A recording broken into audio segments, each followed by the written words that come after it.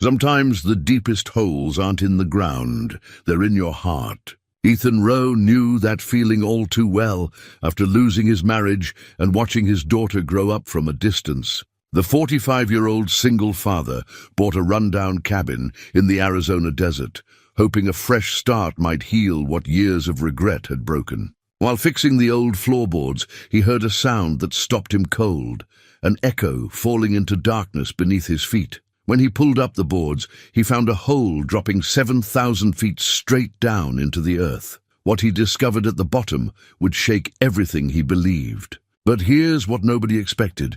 What was waiting down there wasn't just ancient history. Before we jump back in, tell us where you're tuning in from, and if this story touches you, make sure you're subscribed because tomorrow I've saved something extra special for you. The truck's suspension groaned as Ethan navigated the last mile of unpaved road, dust billowing behind them in the rearview mirror.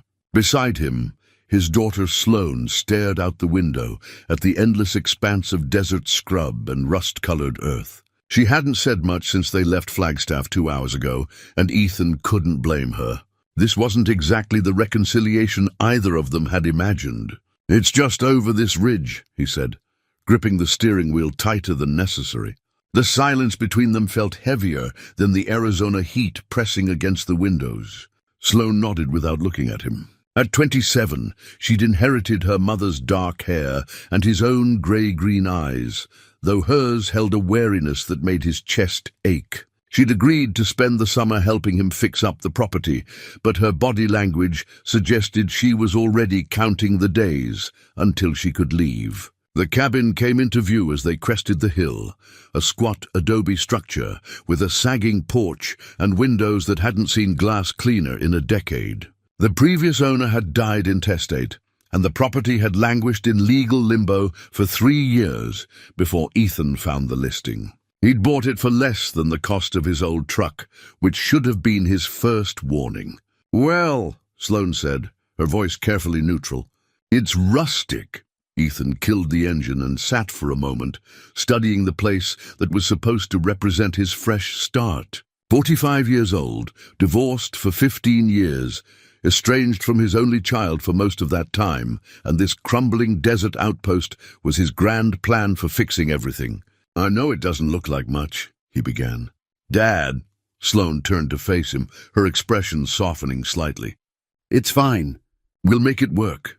That small kindness hurt worse than anger would have. She was trying, and that was more than he deserved. They climbed out into the baking afternoon heat. Ethan had forgotten how the desert sun felt, like a physical weight on your shoulders. He'd spent 15 years as a cliff rescue guide in Colorado before the divorce, before everything fell apart, before he'd pulled so far into himself that he'd let his daughter become a stranger. The cabin's interior was worse than the exterior. Dust covered every surface in a fine layer, and the floorboards creaked ominously with each step. But the bones were solid, thick adobe walls that would keep them cool in summer and warm in winter, a stone fireplace that just needed cleaning, and surprisingly intact roof beams. "I'll take the back room," Sloane said, already moving toward the smaller of the 2 bedrooms with her camera bag and duffel. She was a freelance photographer, talented enough to make a living at it, though Ethan knew most of her work came from nature magazines and travel blogs. She'd built a life without him, and he was proud of her even as it reminded him of everything he'd missed. That first evening, they worked in companionable silence, sweeping out dust and hauling in supplies from the truck. Ethan had brought his old climbing gear, ropes, harnesses, carabiners, still in good condition despite years in storage. He wasn't sure why he'd packed it all, except that it reminded him of who he used to be, the version of himself who knew how to save people instead of pushing them away. As the sun set, painting the desert in shades of amber and crimson, they sat on the porch with sandwiches and bottled water. The landscape stretched endlessly in all directions, interrupted only by the occasional saguaro cactus and scattered sagebrush. "It's beautiful out here," Sloane admitted, raising her camera to capture the dying light. "Lonely but beautiful. That's kind of why I chose it," Ethan said. Then, because he'd promised himself he'd try to be honest with her, he added, "I needed somewhere quiet to figure things out. And I hoped—" He stopped, the words catching in his throat. "Hoped what?" She lowered the camera, looking at him directly for the first time all day. "Hoped you might give me a chance to be your father again, even if it's 15 years too late." Sloane was quiet for a long moment. "You were my father, past tense. I don't know what we are now, but I'm here, and that's something." It wasn't forgiveness, but it was a beginning. Ethan would take it. That night, lying on a camping mattress in the larger bedroom, Ethan stared at the ceiling and listened to the unfamiliar sounds of the desert, wind whistling through gaps in the window frames, the distant yip of coyotes, and something else, a sound so faint he almost missed it. A cold draft moved across his face, which made no sense given the day's lingering heat. He sat up, clicking on his flashlight and sweeping it across the room. Nothing obviously wrong, but the draft persisted, carrying with it a mineral smell like deep earth and stone. He got up and followed the current of air to its source, a spot near the corner where two floorboards met unevenly. Kneeling, he pressed his palm to the wood and felt the unmistakable flow of cool air rising from below. Old houses settled strangely, he told himself. Probably just a crawl space with poor insulation. But his rescue training had taught him to pay attention to details, and this detail nagged at him. The draft was too strong, too consistent, as if the space beneath wasn't just a crawl space, but something much larger. He made a mental note to check it in the morning, then returned to his mattress. But sleep came slowly, and when it did, he dreamed of falling through darkness, reaching for a rope that wasn't there. The next morning, Sloane found him already awake and examining the floorboards with a crowbar. "Couldn't sleep?" she asked, carrying a thermos of coffee she'd somehow managed to brew on their camping stove. "There's something odd about the foundation," Ethan said, accepting the coffee gratefully. "Feel that air coming up?" She knelt beside him, holding her hand over the gap. Her eyes widened. "That's cold, like really cold, right? In the middle of the Arizona desert. Maybe there's a natural cooling system underneath. Some kind of cave system?" Sloane pulled out her phone, presumably to search for geological information about the area. Ethan wedged the crowbar under the loose board and pried gently. The wood came up easily, almost too easily, as if it had been removed and replaced many times before. Beneath it, instead of the concrete foundation he'd expected, was darkness. He grabbed his flashlight and aimed it into the gap. The beam disappeared into a void so deep it revealed nothing but empty air. "That's not a crawl space," Sloane whispered. Ethan's pulse quickened with a familiar sensation, the same mixture of fear and excitement he used to feel before a difficult rescue. He pulled up another board, then another, revealing a circular opening roughly 4 feet across. The edges were smooth, almost carved, not the jagged result of natural erosion. "We need to see how deep this goes," he said, already reaching for a loose stone from near the fireplace. "Dad, maybe we should—" He dropped the stone before she could finish. They both leaned over the opening, listening. 1 second, 2, 5, 10, 15. 28 seconds later, they heard the faint crack of stone hitting something solid far below. Ethan sat back on his heels, his mind racing with calculations. Sound traveled at roughly 1/100 feet per second. A falling object in a vacuum would accelerate continuously, but accounting for air resistance. "That's impossible," Sloane breathed. "That would make it thousands of feet deep," Ethan finished. "At least 3,000, maybe more." They stared at each other, the implications settling over them like dust. This wasn't a sinkhole or a well, or any normal geological feature. This was something else entirely, something that had been hidden beneath rotting floorboards in an abandoned cabin in the middle of nowhere. Ethan moved to the opening again, shining his light down at different angles. The shaft appeared perfectly vertical, the walls smooth and regular. And there, about 10 feet down, something metallic glinted in the beam. "There's something down there," he said. "Something man-made. Or something that was here before the cabin," Sloane countered, though her voice carried the same excitement creeping into his own. The third morning at the cabin, Ethan woke before dawn with a sense of purpose he hadn't felt in years. He'd spent the previous day reinforcing the floorboards around the opening and inventorying his climbing gear. Everything was still in good condition. Ropes rated for his weight, harnesses with intact stitching, carabiners that clicked smoothly. Muscle memory had taken over as he checked each piece, his hands remembering what his mind had tried to forget. Sloane was still asleep when he began the real work of exposing the shaft. The rotting boards came up easily under his crowbar, and with each one removed, the scope of what lay beneath became clearer. By the time she emerged, bleary-eyed and carrying her camera, he'd cleared a 6-foot section of hallway, revealing the opening in its entirety. "You've been busy," she said, photographing the exposed shaft from the doorway. "Couldn't sleep."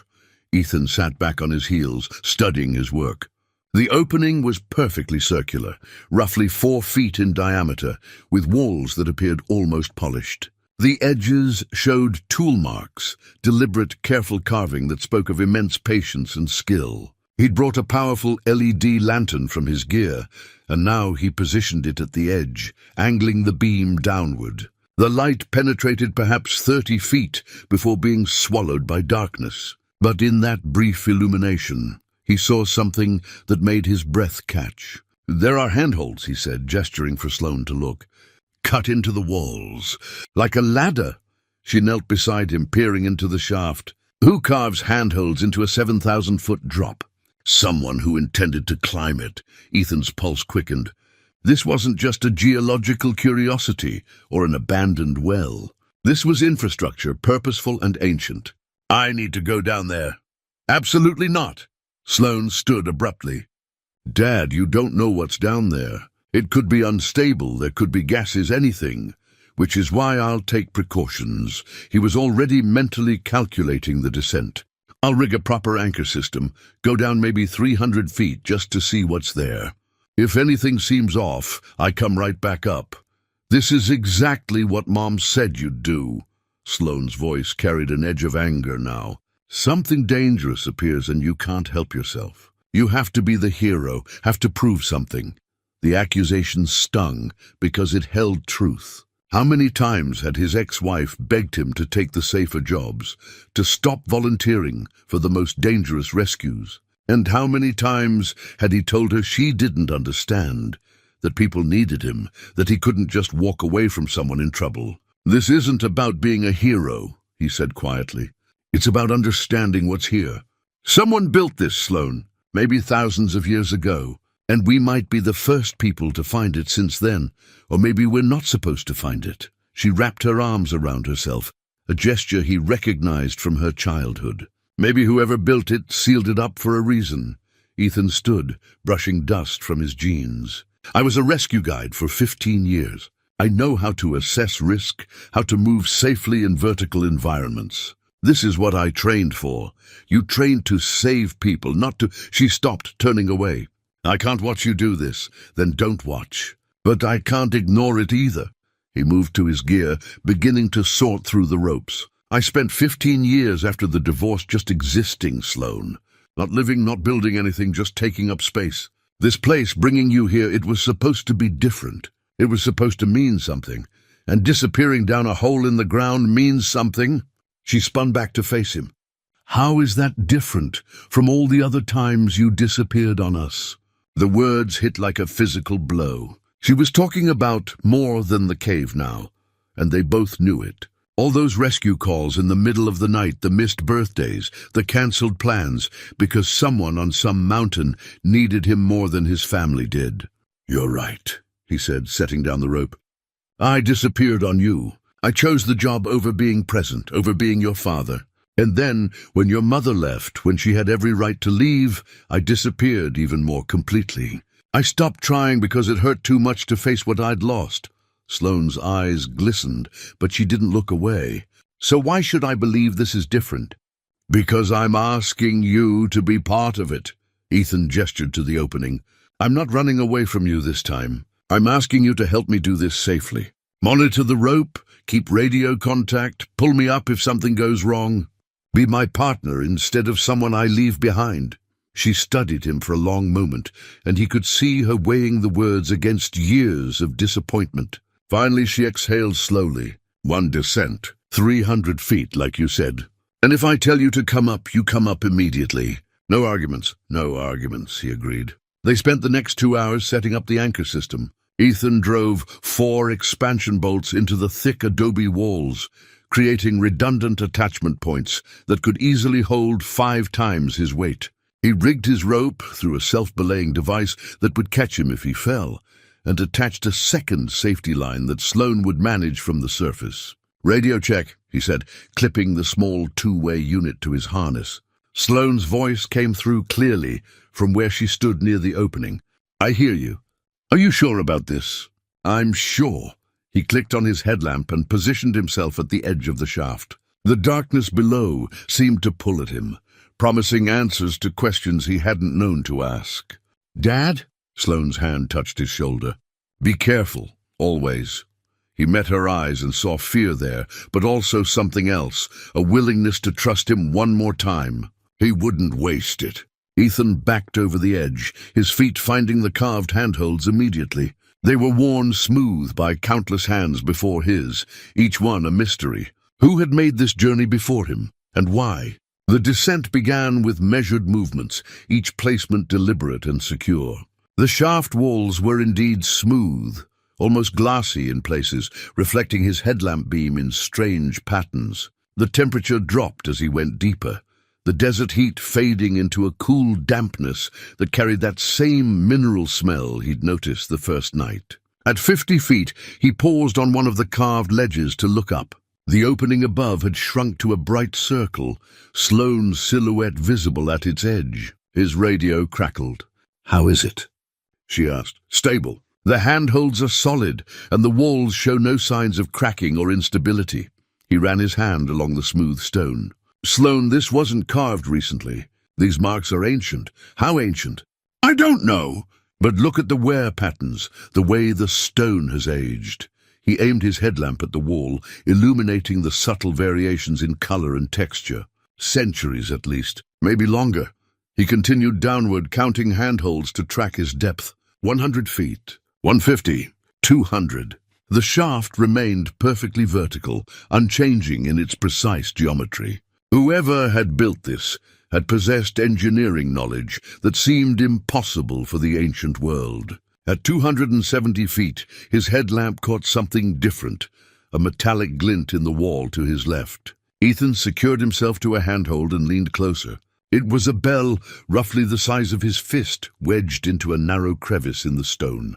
The metal was copper, green with age, but still intact. Its surface was covered in symbols, unlike any writing he'd ever seen, flowing organic shapes that seemed to move in his headlamp's beam. Ethan worked the copper bell free from its crevice, careful not to damage the ancient metal. It came loose with surprising ease, as if someone had placed it there recently rather than centuries ago. The weight of it felt significant in his palm, heavier than its size suggested. "Sloane, I found something," he said into the radio. "What kind of something?" "A bell. Copper, covered in symbols I don't recognize." He turned it slowly, examining every surface. "I'm going to bring it up. You said 300 feet. I'm at 270. Close enough." He secured the bell in a pouch on his harness and began the ascent. The climb back took longer than the descent, his muscles protesting the sustained effort.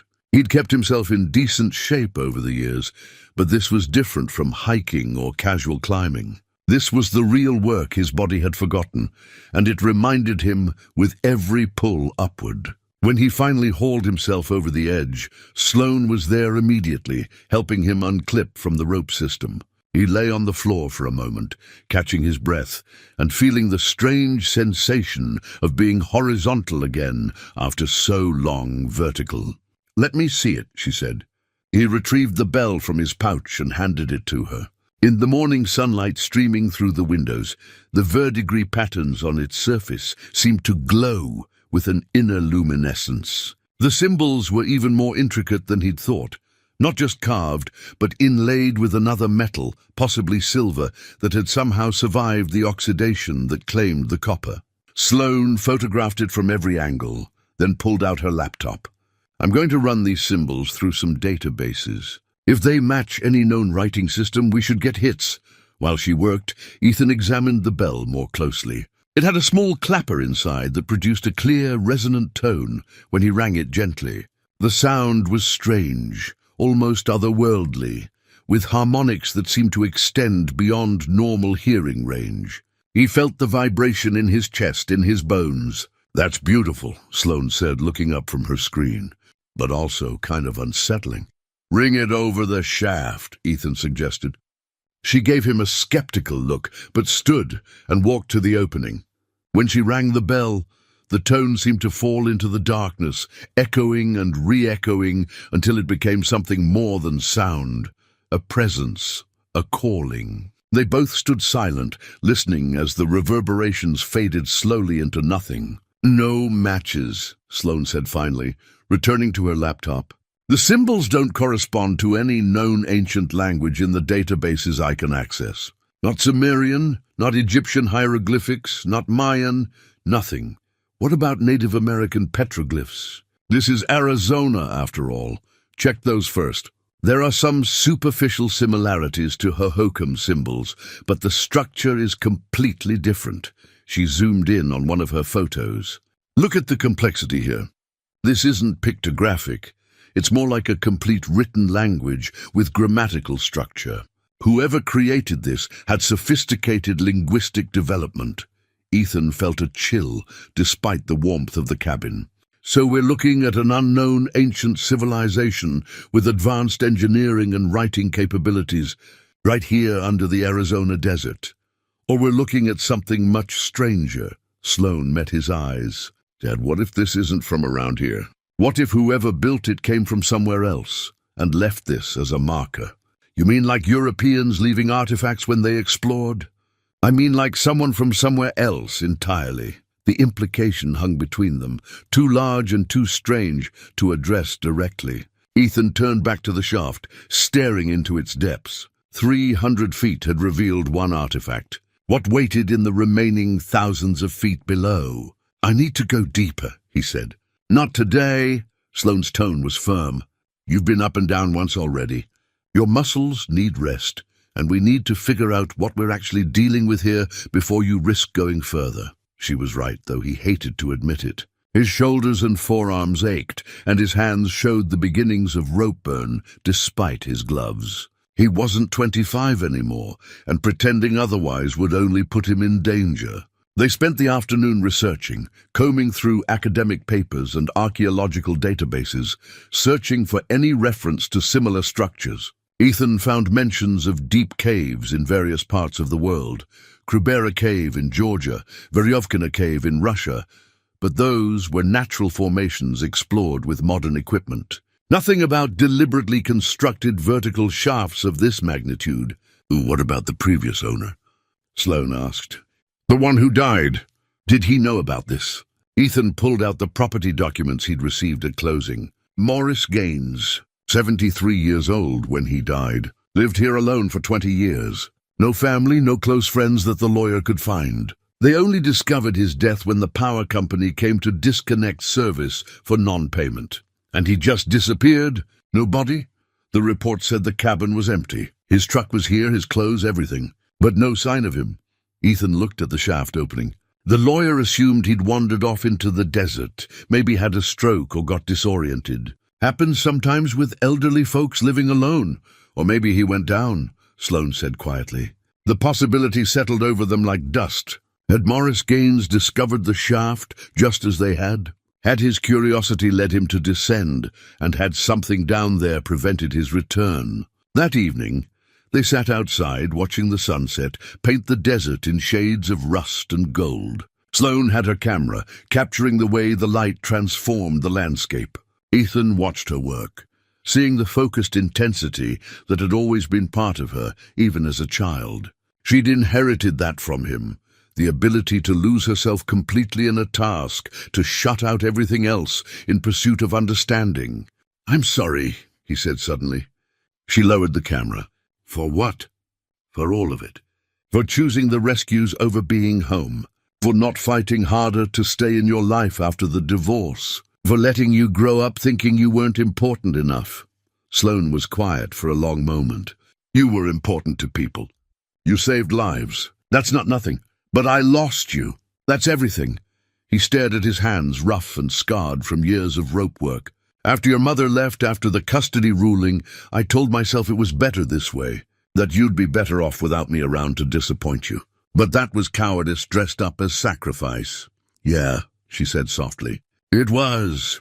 The honesty hurt, but it was clean pain, the kind that came from lancing an old wound. They sat in silence as the sun touched the horizon, and for the first time in 15 years, Ethan felt like he was actually present with his daughter, instead of just physically near her. The bell bothers me, Sloane said eventually. Not just what it is, but where it was. 270 feet down, tucked into a crevice like someone hid it there on purpose. A marker, maybe. Something to indicate distance or depth? Or a warning? She turned the bell over in her hands, watching the sunset light play across the symbols. What if the people who built this left signs for a reason? What if they were trying to tell later explorers something important? Like what? Like how deep to go, or how deep not to go. She met his eyes. Maybe there's a reason nobody's found this before. Maybe everyone who did find it had enough sense to walk away. Ethan considered that, feeling the pull of the shaft even from outside the cabin. Walking away meant leaving questions unanswered, mysteries unsolved. It meant returning to the gray existence he'd been living, where nothing mattered enough to take risks. I can't walk away, he admitted. I need to know what's down there. I know. Sloane handed him the bell. And I can't let you go alone. So tomorrow we plan properly. We research descent protocols for extreme depth, we check every piece of equipment twice, and we establish strict safety procedures. We do this right, or we don't do it at all. Agreed. As darkness settled over the desert, they went inside and spread Ethan's climbing gear across the floor. Each piece needed inspection, each system needed testing. If they were going to descend into the unknown, they would do it with every precaution their combined knowledge could provide. The second major descent happened 3 days later, after they'd triple-checked every piece of equipment and established communication protocols that would make a NASA mission controller proud. Ethan had ordered additional rope, higher-grade carabiners, and a backup radio system. Sloane had created a detailed log sheet to track his depth, rest stops, and any observations. This time, he was going to 800 feet. The descent began at dawn, when the desert air was still cool. Ethan moved methodically, placing each hand and foot with deliberate care. The shaft remained consistent, smooth walls, carved handholds, that same sense of impossible precision. But around 700 feet, something changed. The walls began to widen. Sloane, I'm entering a larger chamber, he radioed. The shaft is opening up. How much larger? Ethan swept his headlamp in a slow circle, maybe 20 feet in diameter. And wait. He secured himself to a handhold and leaned out, trying to get a better view. There are structures, carved into the walls, like steps spiraling down. Can you describe them? They're deliberate. Uniform height, maybe 8 inches each. And there's something else. I see what looks like support beams. Horizontal timbers set into the rock face. He moved closer to examine one. This is incredible. The wood should have rotted away centuries ago, but it's perfectly preserved. The chamber continued to widen as he descended the spiral staircase. At 800 feet, he found the first platform, a carved ledge about 6 feet deep that extended into the rock. His headlamp revealed more than he'd expected. Someone had lived here. Fire-blackened stones formed a crude hearth. Pottery shards lay scattered across the floor, their surfaces decorated with geometric patterns. And hanging from one of the support beams was a length of rope, unlike anything Ethan had encountered in his rescue career. He unclipped from his modern nylon line and examined the ancient rope. The fibers were tightly woven, showing a sophistication that seemed impossible for the suspected age. He tested it carefully. The rope held firm, no brittleness, no degradation. It was as strong as the day it had been made. This doesn't make sense, he muttered, photographing everything with the small camera mounted on his helmet. What doesn't? Sloane's voice crackled through the radio. The preservation. Everything down here should be dust by now. The wood, the rope, even the pottery should show more deterioration. But it's all intact. like someone was just here yesterday. He moved deeper into the platform area, discovering more evidence of habitation. Stone tools lay arranged on a natural shelf. A clay vessel, still intact, held what appeared to be dried seeds or grain. And on the wall, someone had carved an elaborate series of symbols, more complex than those on the bell, flowing across the rock face in columns that suggested narrative or instruction. Ethan traced the symbols with his gloved finger, wishing he could understand their meaning. The carvings showed scenes of daily life, figures gathered around fires, children playing, people working together. But as his headlamp moved across the wall, the narrative shifted. The figures began descending, moving downward, in a procession that grew larger with each panel. "They weren't just living here," he said into the radio. "They were going deeper." "What do you mean?" "The carvings. They tell a story." These people started on the surface, found the shaft, and deliberately chose to move down into it. "Look," he focused his helmet camera on the detailed panels. "You can see them carrying supplies, leading children. This wasn't exploration. It was migration." The implications made his head spin. An entire community had descended into this shaft, leaving behind their surface world for something below. Why? What had driven them to such an extreme decision? He collected samples of everything he could safely carry: fragments of pottery, fibers from the ancient rope, small stone tools. Then he noticed something that made him pause. Near the edge of the platform, someone had arranged stones in a deliberate pattern. When he shone his light directly on them, he realized they formed a marker, an arrow pointing downward into the continuing shaft. "They left directions," he said. "They wanted others to follow." The ascent took longer this time, his body protesting the 800-foot climb. When he finally emerged at the surface, Sloane pulled him away from the edge and helped him sit against the wall. She pressed a water bottle into his hands and waited while he caught his breath. "You're getting too old for this," she said, but her voice carried affection rather than criticism. "Thanks for the reminder." He drank deeply, feeling his muscles begin to cramp from the sustained effort.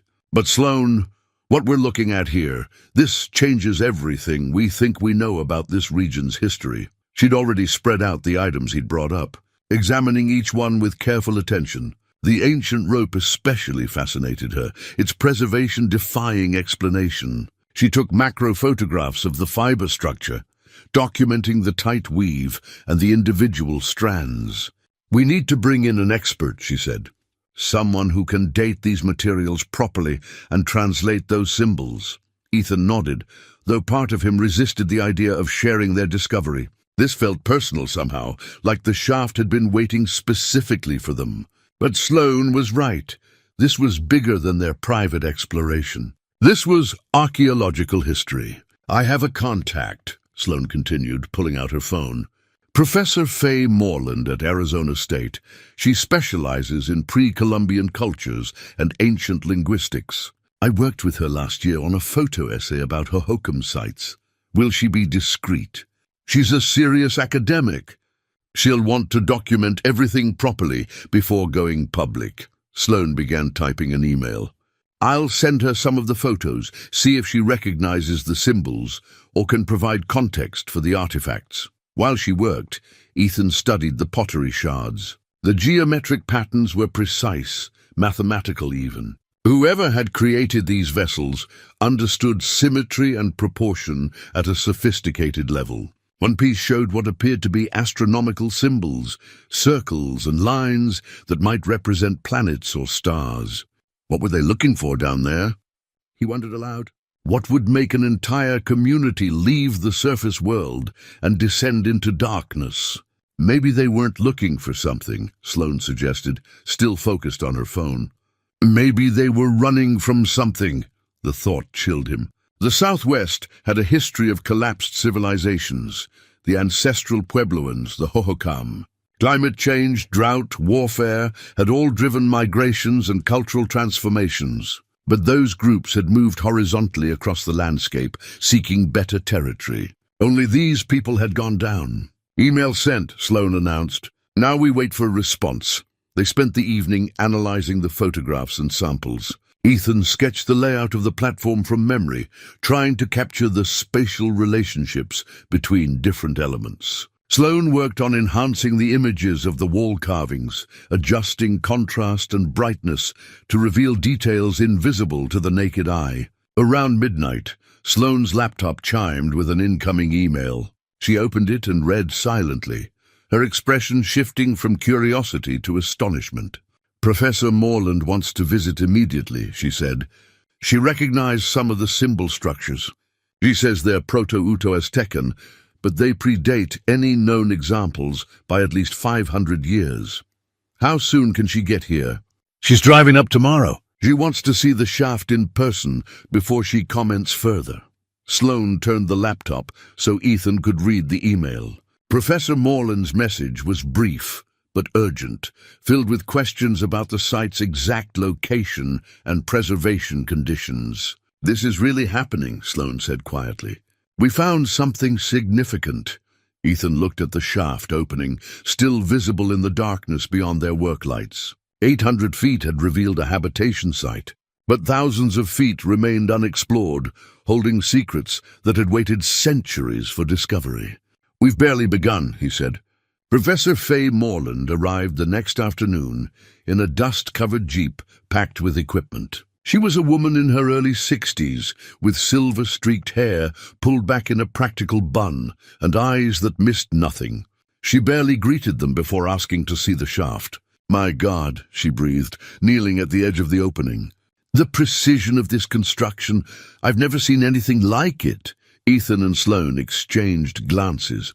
Having an expert validate their discovery made it suddenly more real, more significant. They were no longer just a father and daughter exploring an oddity beneath an old cabin.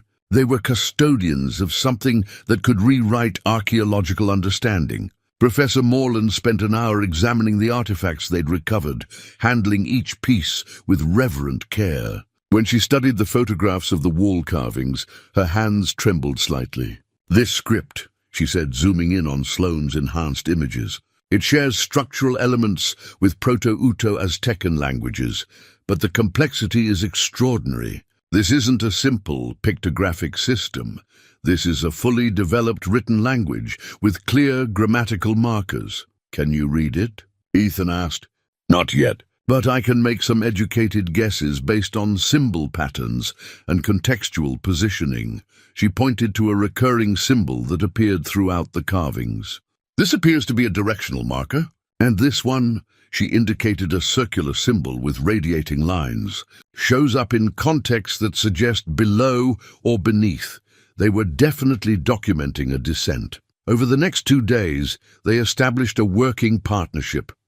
Professor Morland would remain at the surface, managing communications and analyzing samples. Ethan would descend with Sloane monitoring his progress. They invested in better equipment, a professional-grade winch system, higher capacity batteries for the lights, and a fiber-optic camera that could be lowered ahead of Ethan to scout the route. On the 4th day after the professor's arrival, Ethan made his deepest descent yet, 1,500 feet. The shaft had continued to widen, and the spiral staircase became more elaborate with each level. Carved handrails appeared, their surfaces worn smooth by countless hands. The walls showed increasingly sophisticated decorations, not just symbols now, but intricate reliefs depicting scenes of community life, ceremonies, and what appeared to be astronomical observations. At 1,400 feet, Ethan discovered something that stopped him cold. Embedded in the walls were panels, flat rectangular surfaces that reflected his headlamp beam with unusual intensity. He touched one cautiously and felt warmth beneath his gloved fingers. The panel's surface was smooth as glass, but it wasn't glass. It was metallic, with a silvery sheen that seemed to shift colors as he moved his light across it. "Professor, I'm looking at some kind of reflective panels. They're set into the walls at regular intervals. Can you describe them more specifically?" Her voice crackled with excitement. "They're about 3 feet square, maybe half an inch thick. The surface is highly reflective but not mirror-like, more like brushed metal, and they're warm to the touch. Position your light at different angles and tell me what happens." Ethan angled his headlamp and gasped. The light didn't just reflect, it amplified. The beam bounced from one panel to another, multiplying and spreading, until the entire chamber blazed with illumination. He could see for hundreds of feet in every direction, the walls revealing details that had been hidden in darkness. "It's a lighting system," he said, his voice filled with awe. "They use these panels to redirect and amplify light. That's how they could navigate this deep without torches." The revelation suggested technological sophistication far beyond what should have been possible for ancient peoples. Whoever had built this understood optics, materials science, and engineering at a level that rivaled modern capabilities. As the amplified light filled the chamber, Ethan saw more evidence of habitation. Living quarters had been carved into the walls, small alcoves with sleeping platforms and storage niches. A communal area featured stone benches arranged in a circle around a central fire pit. And everywhere the walls were covered with carvings that told stories of daily life in this underground world. He found families depicted together, children playing, people sharing meals. These weren't primitive cave dwellers.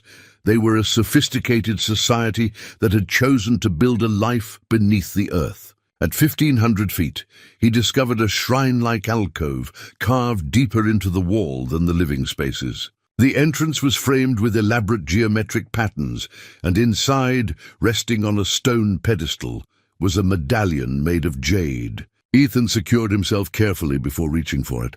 The medallion was roughly the size of his palm, carved with exquisite detail. The central image showed a procession of figures descending from a sun-like symbol at the top toward a series of horizontal lines at the bottom.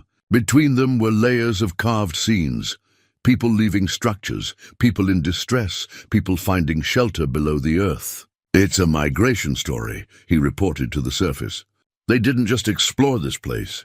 They were fleeing something. The surface world was becoming uninhabitable, and they went down seeking refuge." Professor Morland's response came quickly. "That fits with what we know about climate events in this region. Around 2,800 years ago, there was a severe mega-drought. Many civilizations collapsed or migrated during that period. But I've never heard of anyone going underground." Ethan continued to study the medallion, turning it slowly to examine every detail. The bottom showed the underground chambers they now explored, but it also depicted something deeper, more levels, more chambers, descending into darkness. And at the very bottom was a symbol he hadn't seen before, a circle surrounded by radiating waves, like ripples in water or perhaps energy emanating from a source. "There's more below," he said. "Much more. This community didn't just survive here, they built an entire civilization. Multiple levels, extensive infrastructure. We're looking at an underground city." The implications were staggering. This wasn't a temporary shelter or a mine. This was a deliberate, permanent habitation that could have housed hundreds, possibly thousands of people. And if the migration had happened during the mega-drought 2,800 years ago, that meant this civilization had thrived underground for generations before mysteriously disappearing. Where did they go? Ethan wondered aloud. If this was a successful refuge, why did they leave? Maybe they didn't leave, Professor Morland said quietly. Maybe they went deeper. The thought sent a chill through him, despite the warmth of the chamber. The medallion in his hand showed more levels below, descending toward that mysterious central symbol. Had the ancient people continued their migration downward, seeking something beyond mere survival? As Ethan began his ascent, carefully carrying the jade medallion, he couldn't shake the feeling that they were retracing an ancient path, following in footsteps that had been made with purpose and determination. Whatever lay in the deepest chambers, it had called to those ancient people strongly enough that they'd left behind everything they'd built. And now it was calling to him. Professor Morland's analysis of the jade medallion took 3 days. She worked tirelessly, comparing the symbols to every database she could access, consulting with colleagues via encrypted emails, and building a preliminary translation framework. What she discovered both thrilled and unsettled them all.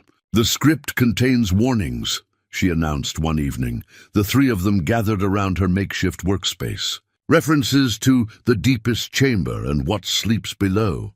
But the context is ambiguous. I can't tell if they're warnings against going deeper or instructions for reaching something important. Ethan studied the rubbings she'd made of the medallion's surface. What about this symbol at the bottom? The circle with the radiating waves?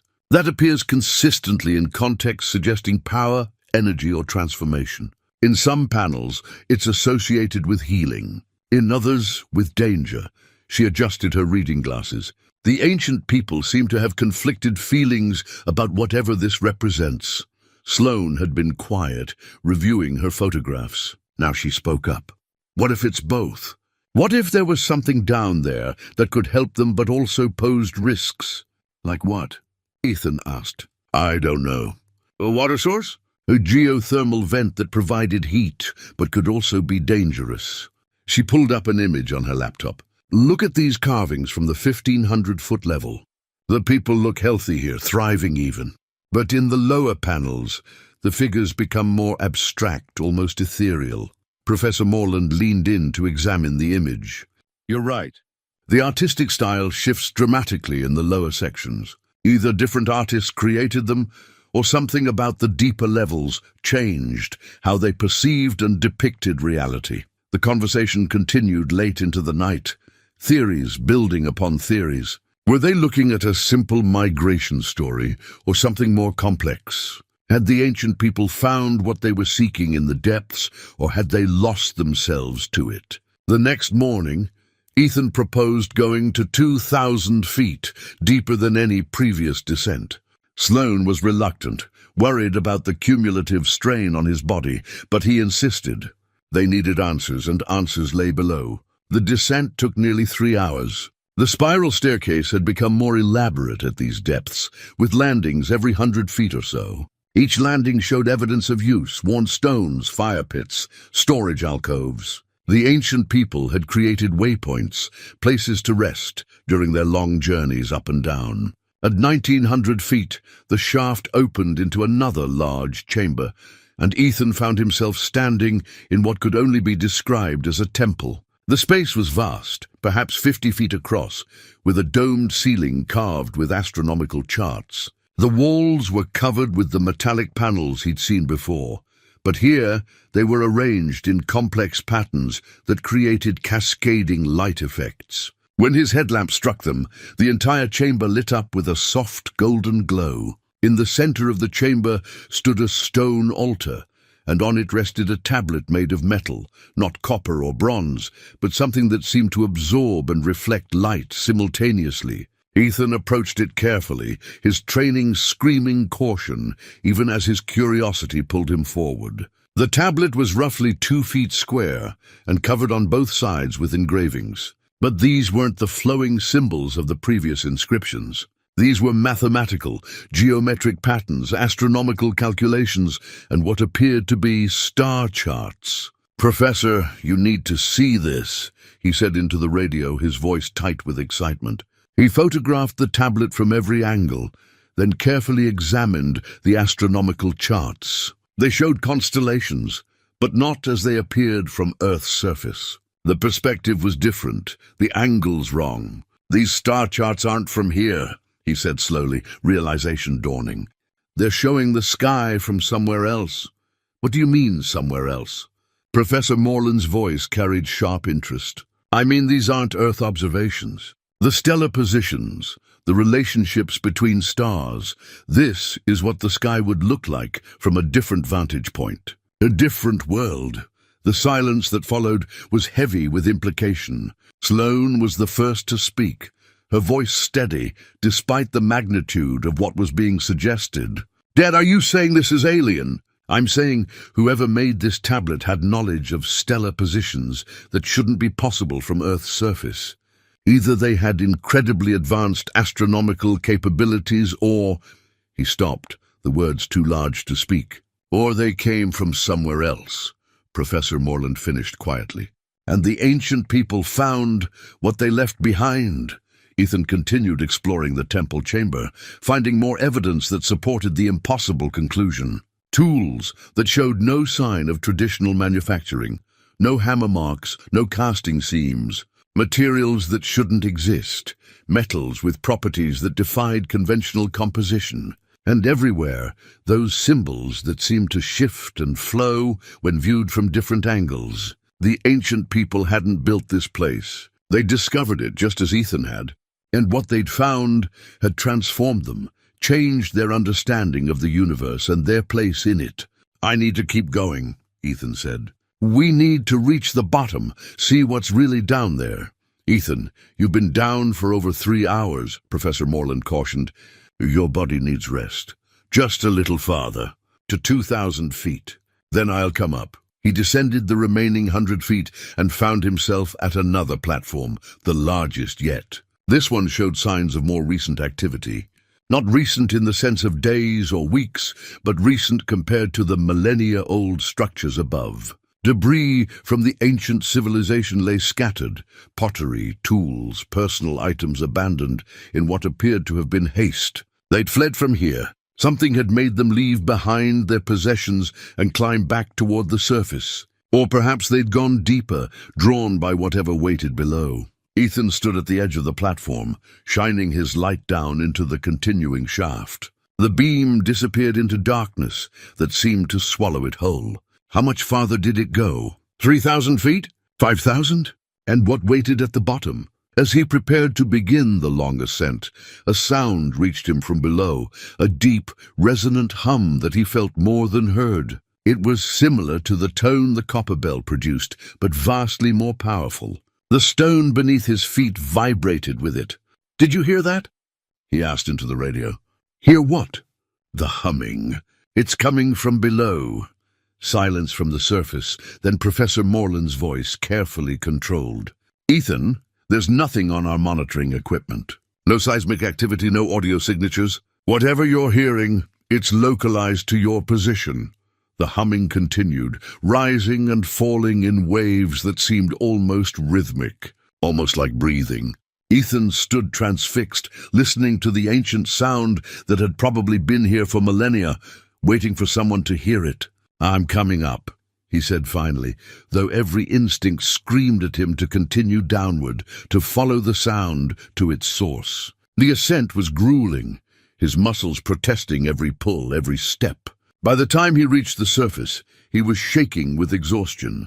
Sloan and Professor Morland helped him to a chair, pressing water and energy bars into his hands. "The tablet," Professor Morland said urgently. "Did you bring it?" "I photographed everything, but I left it where it was. It felt wrong to remove it." Ethan pulled the camera from his helmet and handed it to her, "But the images should be clear enough for analysis." As the professor downloaded the photos, Sloan sat beside her father, studying his face with concern. "You look like you've seen a ghost." "Maybe I have," he admitted. "The ghosts of a civilization that found something extraordinary and paid an unknown price for it."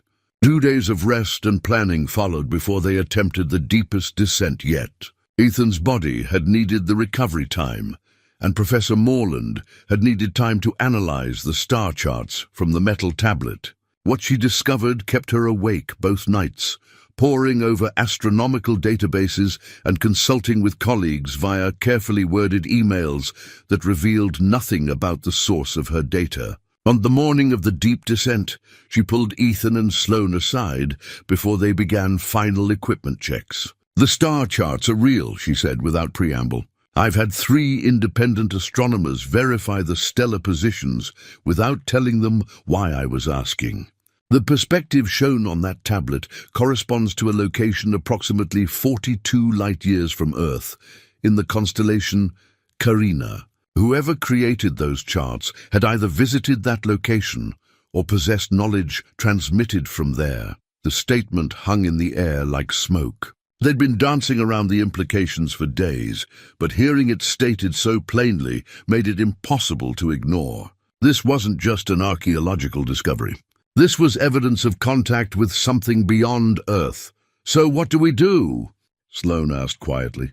"We document everything," Professor Morland said. We proceed carefully, scientifically, and we make sure the evidence is irrefutable before we make any claims. Because what we're suggesting will be challenged by every mainstream institution in the world. Ethan nodded slowly. And we reach the bottom. Whatever's down there, we need to see it for ourselves. This descent would take him to 3,500 feet, deeper than he'd ever gone in his rescue career. Deeper than seemed wise for a man of 45, with equipment that, while good, wasn't designed for extreme depth. But they'd taken every precaution they could think of. He carried backup lights, backup radio, backup rope. Sloan would monitor his descent with the fiber optic camera. Professor Morland would track his vital signs through a sensor patch on his chest. The journey down was both familiar and increasingly strange. He'd memorized the waypoints by now, the living quarters at 800 feet, the temple chamber at 1,900. But as he descended past 2,000 feet, the shaft's character changed again. The walls became less carved, more natural.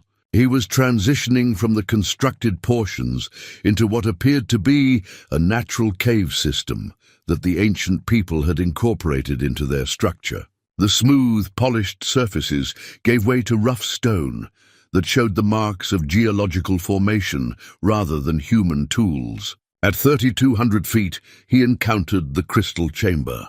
The walls erupted with formations, massive crystalline structures that jutted from every surface, filling the space with jagged beauty. But these weren't normal cave crystals. They glowed with a faint inner light, pulsing rhythmically like a heartbeat. The temperature had been increasing gradually throughout the descent, but here it jumped noticeably. The air felt warm, almost humid. "Sloan, are you seeing this?" he asked, knowing his helmet camera was transmitting images to the surface. "We're seeing it," she confirmed, her voice tight with wonder. "Dad, those crystals shouldn't be luminescent. Not naturally." He moved closer to one of the larger formations, extending his hand cautiously. The crystal was warm to the touch, and the glow seemed to intensify where his fingers made contact. He felt a vibration running through it, that same deep hum he'd heard days ago, but stronger now, more present. "There's an electromagnetic field," Professor Morland reported. "We're picking up readings on our equipment up here. Something down there is generating a significant amount of energy." Ethan continued through the crystal chamber, following the spiral staircase as it wound between the glowing formations. The light they produced was enough that he barely needed his headlamp. The entire chamber blazed with soft, pulsing illumination that created moving shadows and strange optical effects. On the far side of the crystal chamber, he found the doorway. It was massive, easily 12 feet tall, and carved with a precision that made everything else he'd seen look crude by comparison. The frame was covered with symbols, but these were different from the script he'd seen before. These were mathematical, scientific, a universal language written in geometry and proportion. Above the door was an inscription in the flowing script. Without Professor Morland to translate, he could only photograph it and hope for understanding later. He passed through the doorway into a spherical chamber. The space was perfectly round, perhaps 30 feet in diameter, with walls so smooth they looked polished. And in the exact center, suspended on a stone platform, was what could only be described as a machine. It consisted of crystalline structures arranged in geometric patterns around a central core, the crystal matrix formation that would later prove to be the key to everything.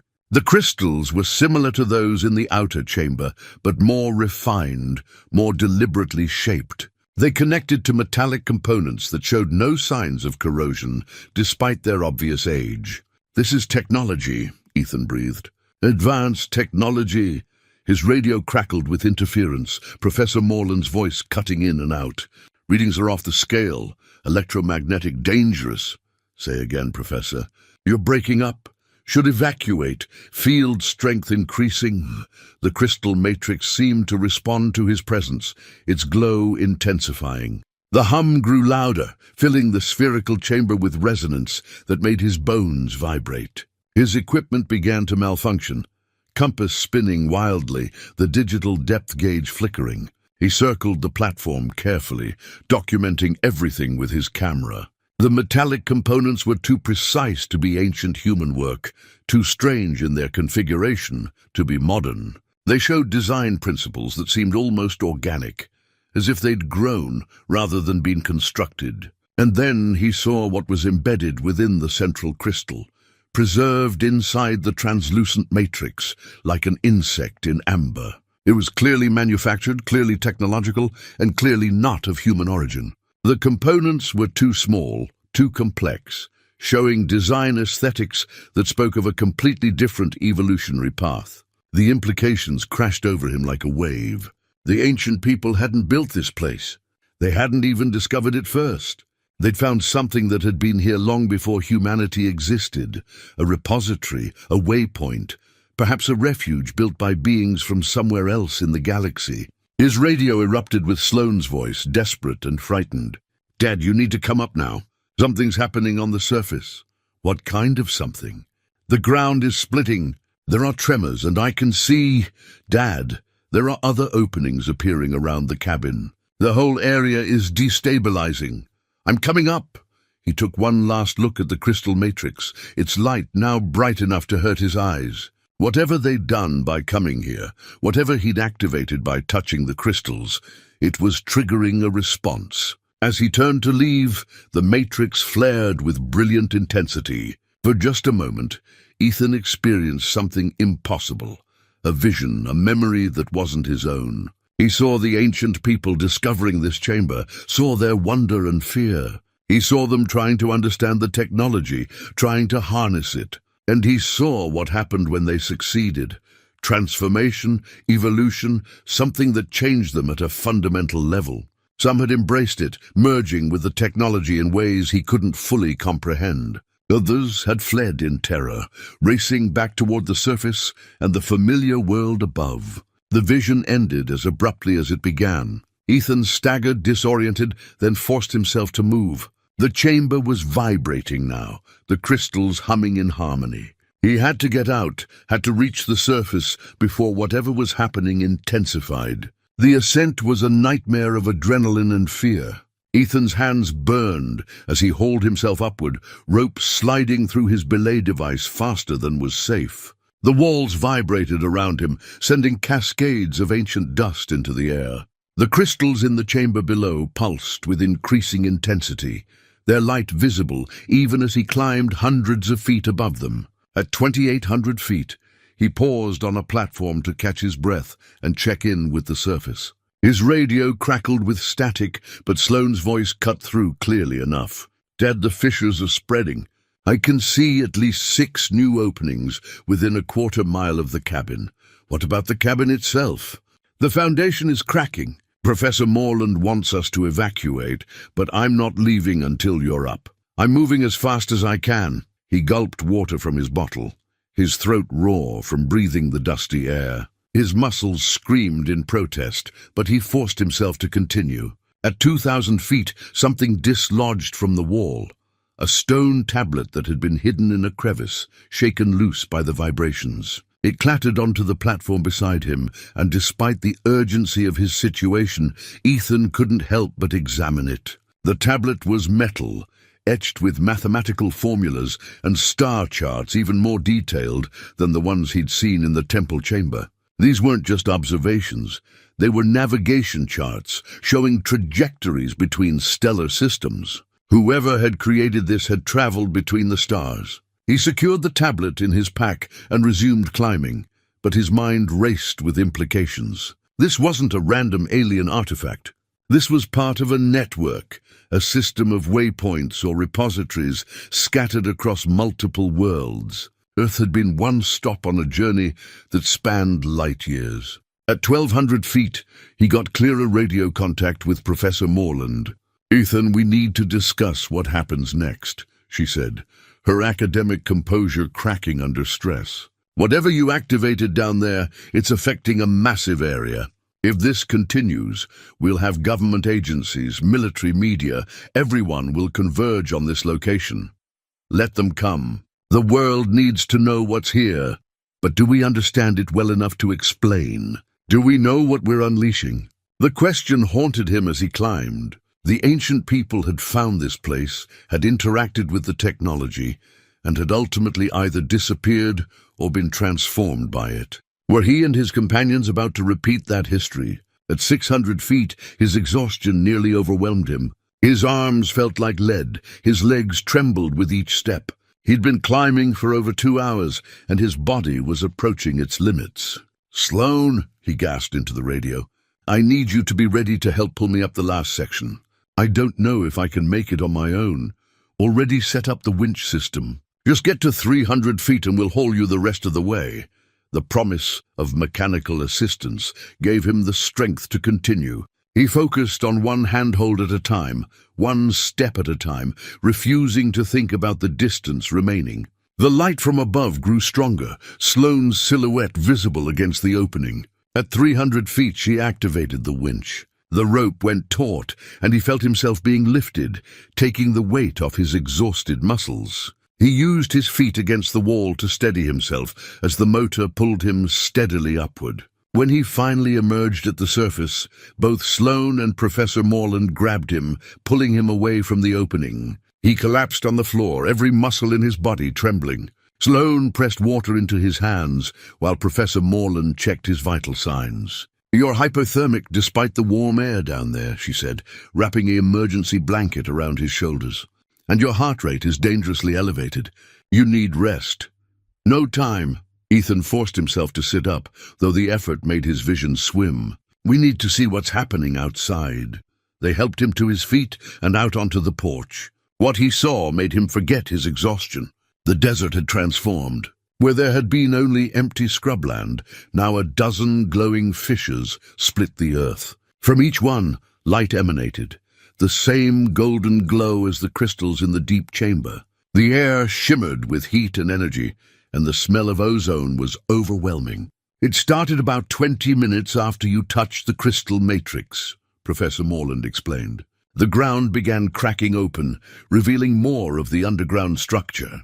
Whatever system you activated, it's not limited to the shaft beneath the cabin." Ethan pulled the metal tablet from his pack and handed it to her. "This fell from the wall during my ascent. The formulas, can you make sense of them?" She studied the engravings, her eyes widening.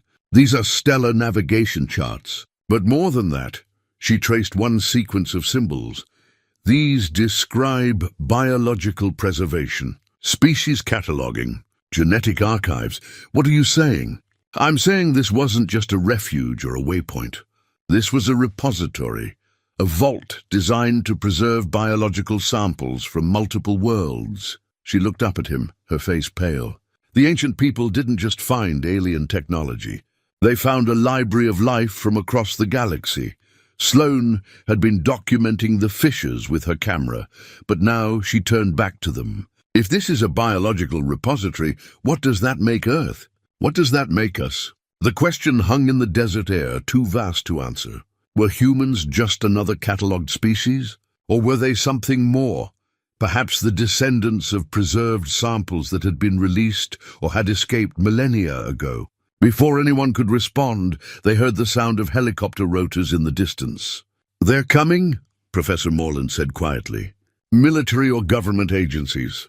They must have detected the energy signatures." Ethan watched the helicopters approach, 3 of them moving in formation. Within an hour, this place would be swarming with personnel, equipment, authority. Their private exploration was about to become a matter of national, possibly international security. "We need to decide what to tell them," he said. "We tell them the truth," Sloane responded firmly. "All of it. We document everything we've found, and we make sure it becomes public knowledge. This is too important to be classified and hidden away. They'll take the artifacts," Professor Morland warned. "Everything we've collected will disappear into government storage. Then we make sure our documentation is already backed up and distributed." Sloane held up her camera. "Every photo, every video, every measurement. I've been uploading to encrypted cloud storage since day one. Even if they confiscate our equipment, the evidence exists." Ethan felt a surge of pride in his daughter.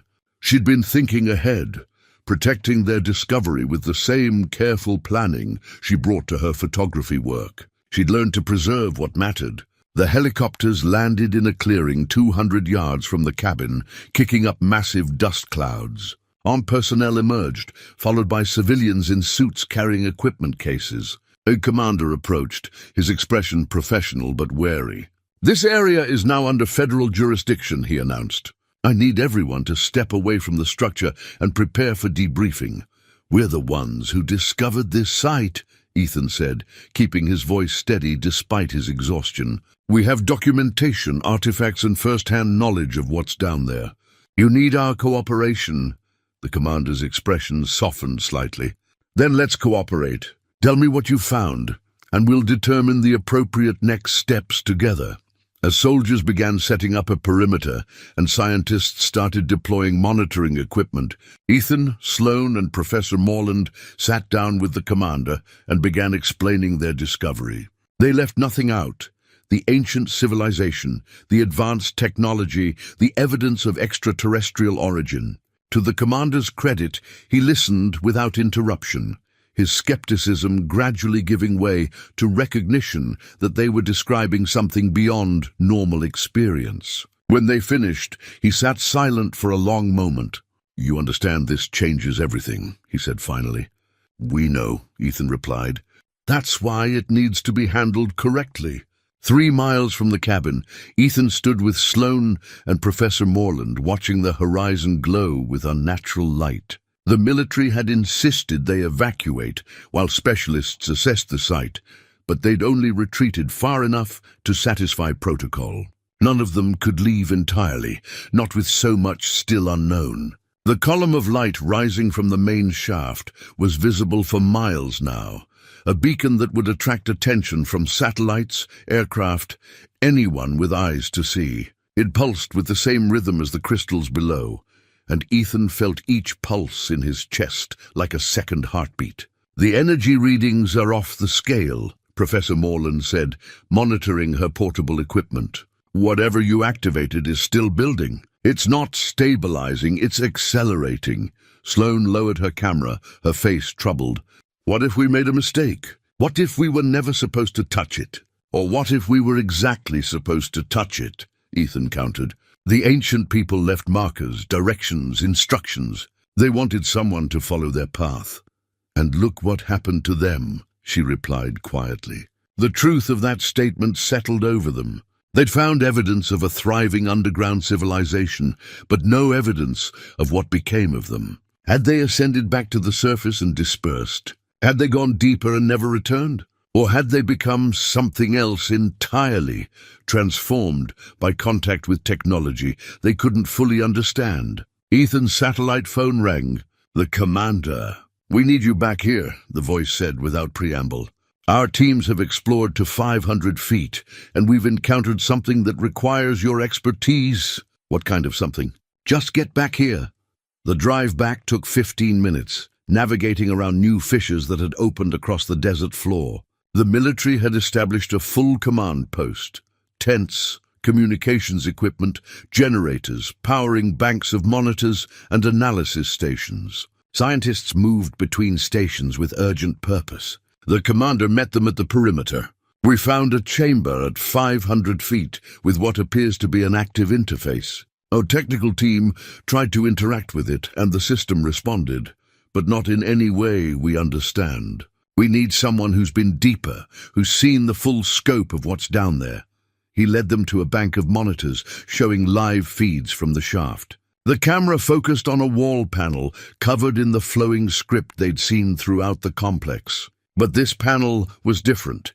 It glowed, and the symbols seemed to move, rearranging themselves in response to touch. "It's a data interface," Professor Morland breathed. "They're asking questions and it's responding. Can you read what it's saying?" the commander asked. She leaned closer to the screen, her lips moving as she worked through the translation. "It's asking for confirmation. Asking if we're ready to—" She paused, her face going pale. "It's asking if we're ready to receive the legacy." "What legacy?" "The biological archive. The preserved species. The knowledge." She turned to face them, her voice shaking. "This facility wasn't just storage. It was a seed vault for entire civilizations. and it's asking if humanity is ready to become the next custodians. The implications were staggering. This wasn't just about discovering alien technology, it was about accepting responsibility for preserving life from across the galaxy. The ancient people had been offered this choice, and they'd accepted it. Now humanity faced the same decision. "What happens if we say no?" Sloane asked. "The system will likely go dormant again," Professor Morland replied. "Wait for the next species to find it, the next civilization mature enough to understand what's being offered. And if we say yes, then we inherit everything. Knowledge, responsibility, and possibly the transformation that comes with it." Ethan thought about the vision he'd experienced in the crystal chamber. The ancient people merging with the technology, becoming something more than they'd been. Was that the price of acceptance? Did custodianship require transcendence? "We need to go back down," he said suddenly. "Not the military teams, us. The three of us who've been there from the beginning, who understand what we're looking at." "That's not advisable," the commander objected. "The site is unstable. The energy readings are dangerous, which is exactly why it should be people who know the risks, who've already been exposed to whatever effects the place has." Ethan met the commander's eyes steadily. "This isn't a military decision. This is a human decision, and it needs to be made by people who understand both the scientific and philosophical implications." The commander studied him for a long moment, then nodded slowly. "I can give you 2 hours. After that, we're pulling everyone out and sealing the site until we have proper protocols in place." 2 hours. Ethan looked at Sloane, saw the fear in her eyes, but also the determination. She'd come this far with him, trusted him despite their history of broken promises. He wouldn't make this decision without her consent. "What do you think?" he asked her quietly. "I think we started this," she replied, "and I think we need to see it through." "But Dad," she grabbed his arm, her grip tight, "we do this together. You don't go down there alone trying to be the hero. We're partners in this." "Partners," he agreed. Professor Morland checked her equipment one last time. "I'm coming too. Someone needs to document the linguistic exchange, and I'm the only one who can read the script fluently enough to respond in real time." They geared up quickly, checking each other's equipment with the practiced efficiency they'd developed over weeks of exploration. Ethan felt the weight of the harness settle on his shoulders like an old friend. This descent would be different from all the others. This time, they weren't just exploring. They were answering a question that had been waiting millennia for a response. As they prepared to enter the shaft, Sloane pulled out the copper bell they'd found on that first descent. She rang it once, the tone falling into the darkness below and echoing back transformed, layered with harmonics that seemed to come from the earth itself. "For luck," she said, tucking it safely into her pack. Ethan went first, his headlamp cutting through the familiar darkness. Sloane followed, then Professor Morland, the three of them descending in a line connected by rope and purpose. The shaft welcomed them back, the walls pulsing with that gentle golden glow that had become almost comforting in its strangeness. They were going down to answer a question that would define humanity's future. And whatever the answer, whatever the cost, they would face it together. The descent took on a quality of ritual. Each of them moved with deliberate care, aware that they were retracing the path of countless others who had made this same journey thousands of years ago. The walls glowed brighter as they went deeper, as if the facility itself recognized their purpose. At 1,500 feet, they paused at the platform where Ethan had found the jade medallion. Professor Morland touched the wall carvings, running her fingers over the symbols that told of the ancient migration. "They were afraid," she said quietly. "You can see it in the way the symbols are carved, urgent, almost frantic in places. They were fleeing something, and they found this place by accident or by fate. But they stayed," Sloane added, photographing the carvings. "They could have kept running, but they chose to go deeper instead." At the temple chamber, 1,900 feet down, the metal tablet with the star charts seemed to glow with its own internal light. Professor Morland spent precious minutes studying it, committing the symbols to memory. "These aren't just navigation charts," she said. "They're a map to other facilities like this one. There are more repositories scattered across the galaxy, each one holding preserved life from different regions of space. This is part of a network, a cosmic effort to ensure that life in all its diversity survives. The crystal chamber at 3,200 feet blazed with light so intense they had to shield their eyes. The formations hummed with power, and Ethan felt the vibration in his bones, in his teeth, in the very core of his being. This was the heart of the facility, the engine that powered everything. Through the massive doorway and into the spherical chamber. The crystal matrix at the center had changed since Ethan's last visit. It no longer simply glowed. It displayed images, three-dimensional projections that filled the space around them. Star systems, planetary surfaces, and species, thousands upon thousands of different life forms, each one catalogued and preserved. "It's showing us the archive," Professor Morland whispered, her voice filled with awe. Every species they managed to save before their worlds died or transformed. The projections shifted, showing Earth from space, then zooming to their precise location. The underground complex revealed itself in full. Not just a single shaft, but an entire network of chambers and tunnels extending for miles in every direction. They'd barely scratched the surface of what existed beneath the Arizona desert. And then the projections showed them something else, human DNA, displayed in stunning detail. But it wasn't just observational. The display showed modifications, enhancements, places where the genetic code had been altered or optimized. The implications were impossible to ignore. "We're one of the preserved species," Ethan said, the truth settling over him like a weight. "Humanity isn't a natural evolution. We're the result of genetic preservation and modification by whoever built this place." "Not modification," Professor Morland corrected, studying the genetic displays with academic precision. "Restoration. These markers show damage repair, genetic drift correction. I think humanity did evolve naturally, but at some point we were nearly extinct.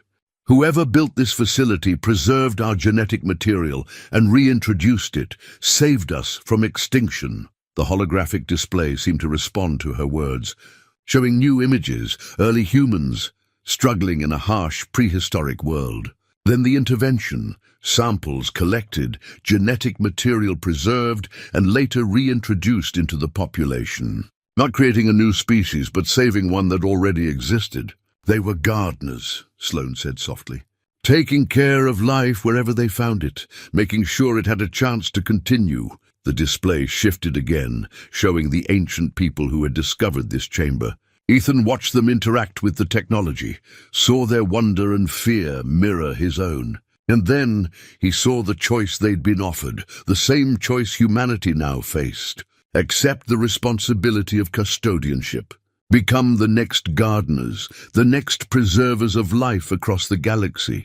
Or decline and allow the facility to remain dormant until another species, another civilization was ready. Some of the ancient people had accepted. The display showed them merging with the technology, not physically but consciously, uploading their knowledge, their experiences, their understanding into the facility's archive. They became part of the repository, their wisdom preserved alongside the biological samples. Others had refused, unable to accept the transformation required. They'd returned to the surface, and the facility had sealed itself behind them, waiting for the next opportunity. "We have to answer," Professor Morland said, turning to face Ethan and Sloane. "The system is asking us directly now. Do we accept custodianship?" Ethan looked at his daughter, seeing the same struggle in her eyes that he felt in his heart. This was bigger than anything he'd imagined when he bought a rundown cabin in the desert. This was a responsibility that would span generations, that would define humanity's role in a larger cosmic community. "What do you think?" he asked Sloane, just as he had on the surface. But this time, the question carried the weight of humanity's future. "I think," she said slowly, "that we're not ready, not yet. We still fight among ourselves, still destroy our own world, still can't even agree on basic truths. How can we be trusted with preserving life across the galaxy when we can't preserve life on our own planet? But maybe accepting this responsibility is what makes us ready." Professor Morland offered. Maybe understanding our place in the larger cosmos, understanding that we're not alone and never have been, maybe that's the catalyst humanity needs to grow. Ethan thought about the journey that had brought him here. Running from his failures, trying to rebuild a relationship with his daughter, seeking purpose in a life that had felt increasingly meaningless. And he'd found it, not in the depths of the earth, but in the connection he'd rebuilt with Sloane, in the partnership they'd forged through exploration and discovery. "We tell them we're not ready," he said finally, "but we want to be. We accept the knowledge, we accept the truth of what this place represents, and we commit to growing into the role. We ask for time, a generation, maybe two, to get our own house in order before we take on responsibility for others." Sloane nodded, relief evident on her face. Professor Morland approached the interface panel and began tracing symbols, crafting a response in the ancient script. The facility seemed to pause, considering their answer. Then the crystal matrix flared with light so brilliant it seemed to burn the air itself. And in their minds, not through their ears, but directly into their consciousness, they heard a response. "Acknowledged. The archive will remain accessible to humanity. Take the knowledge offered, learn, grow, return when ready."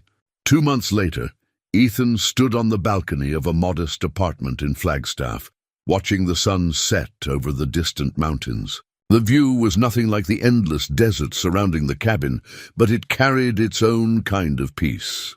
Sloane emerged from inside, carrying 2 mugs of coffee, and handed him one as she leaned against the railing beside him. "Professor Morland called," she said.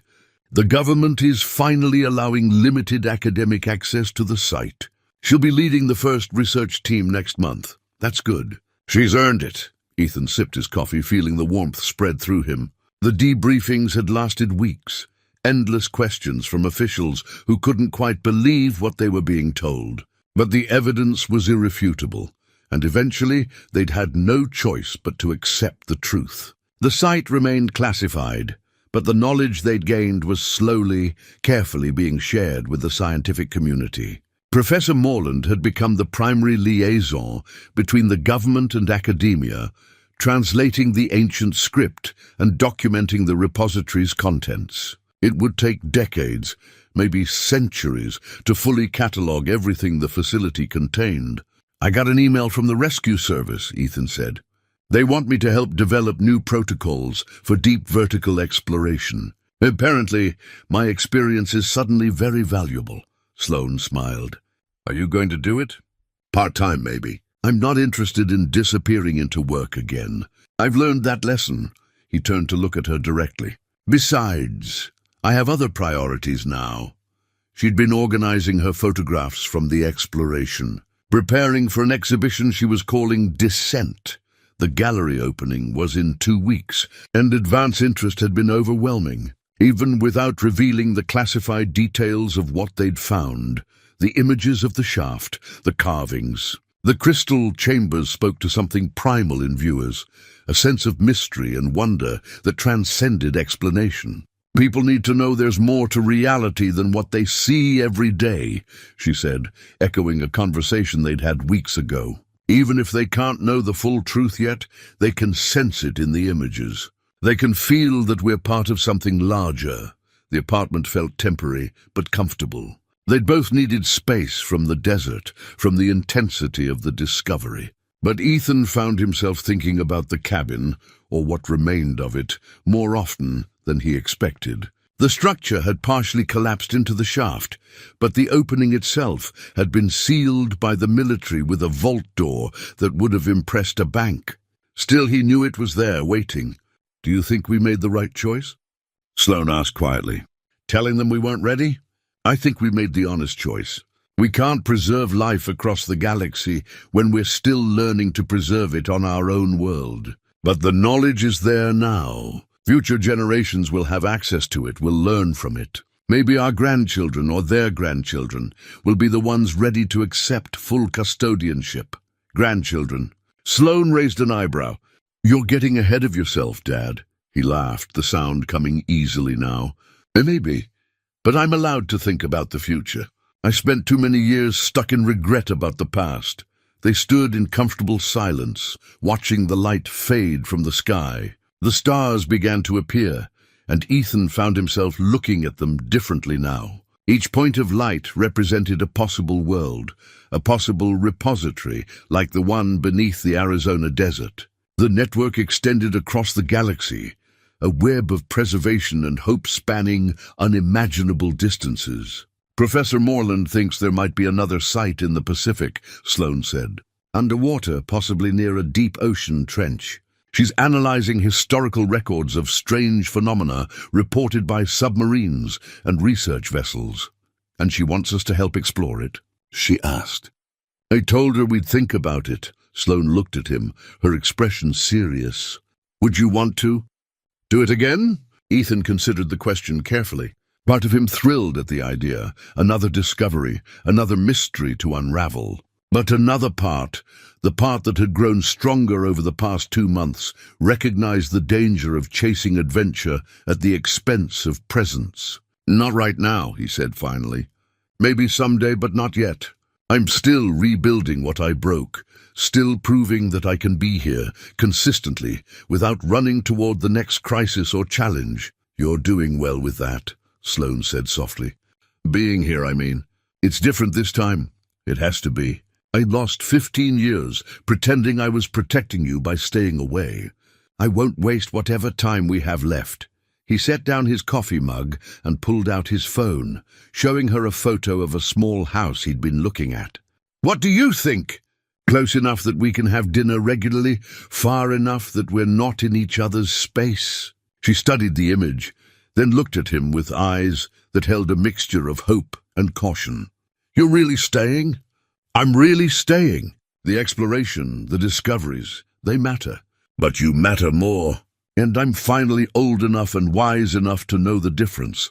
Sloane's exhibition opened to a packed gallery. The photographs were stunning, abstract enough to avoid classification issues, but evocative enough to capture the wonder of what lay beneath the earth. Critics praised her technical skill and artistic vision, but what they responded to most was the emotional truth in the images. These weren't just pictures of caves and rock formations. They were portraits of discovery, of transformation, of a journey that changed everyone who took it. Ethan stood in the back of the gallery, watching his daughter answer questions from admirers and collectors. She'd grown during their exploration, not just as an artist, but as a person. She carried herself with confidence now, secure in her own worth and vision. Professor Morland found him in his corner and stood beside him, observing the crowd. You should be proud, she said, of her and of what you three accomplished together. I am, though it feels strange calling it an accomplishment. We stumbled into something vast and barely understood a fraction of it. That's the nature of discovery. We never fully understand, we just illuminate small corners of larger mysteries.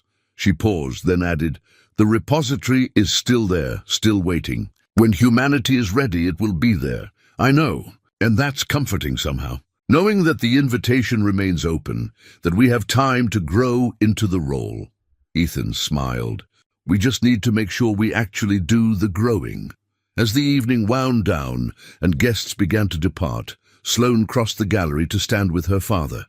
They looked at her largest photograph together, a vertical shot of the shaft with light streaming down from above, illuminating the spiraling stairs that descended into shadow. It looks like a beginning, Sloane observed. It is, Ethan agreed.